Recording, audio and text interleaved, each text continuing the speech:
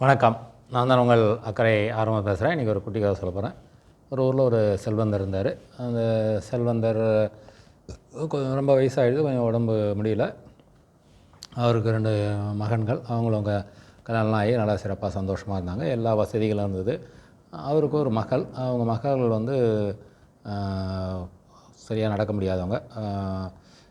அவங்க வந்து அந்த வண்டி சக்கர நாற்காலியில் தான், அதனுடைய உதவியோடு தான் அவங்க ரூமில் வர முடியும், போக முடியும். அது மாதிரி இருந்தது. அது மாதிரி இருக்கிற நேரத்தில் அந்த நேரத்தில் அந்த செல்வந்தருடைய மகன்கள், மருமகள் எல்லாமே வந்து ஒரு கல்யாணத்துக்கு போயிட்டாங்க. மகள் மட்டும் வீட்டில் இருந்தாங்க. மகளுக்கு வந்து இவர் பெரியவர் இருந்தார். மகள் வரும்போது டக்குன்னு அவங்களுக்கு உடம்பு சரியில்லாமல் போயிட்டு அவங்க ஹாஸ்பிட்டலுக்கு இட்டு போனோம். ஹாஸ்பிட்டல் இட்டு போகிறதுக்கு உண்டான வண்டி வாகனங்கள் எதுவும் இல்லை. உதவி பண்ணுறதுக்கு யாரும் இல்லை. ஏன்னா இவர் மட்டும்தான் இருக்கார். அப்போ ஃபோன் வசதியெலாம் எதுவும் இல்லை.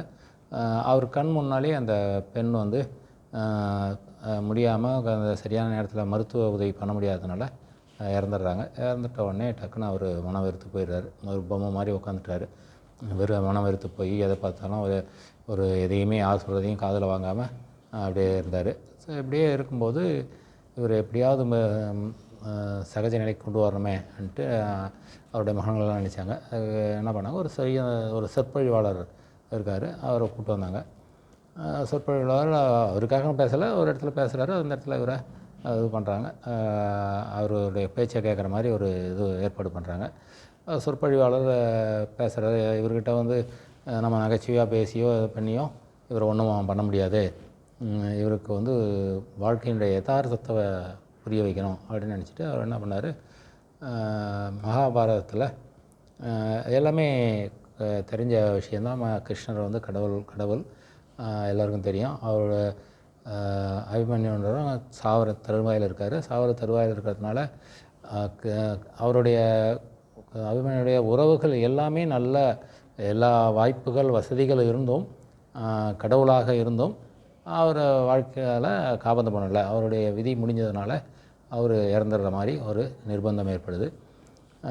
அந்த கதையை சொல்கிறார். எல்லாம் ஒரு அர்ஜுனனை பற்றி சொல்கிறாரு, கிருஷ்ணரை பற்றி சொல்கிறாரு. இவர் இவ்வளோ பொறுப்பானவர், இவ்வளோ பவர் உள்ளவர், இவர் இதானவர் எல்லாம் இருந்தும் அவரை அந்த மகாபாரதத்தில் ஒரு கதாபாத்திரத்தை காபந்து பண்ண முடியல. ஏன்னா அது விதி வலியது. விதியை மிஞ்சி நாம் எதுவும் செய்ய முடியாது.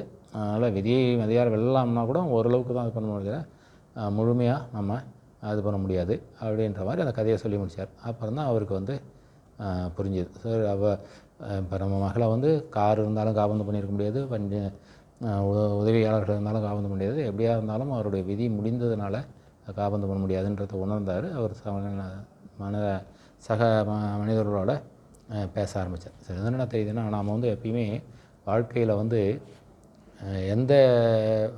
அதுக்காக நமக்கு இதுதான் விதி முடிஞ்சு போச்சு இல்லைன்னா முயற்சியே இது பண்ணணும்.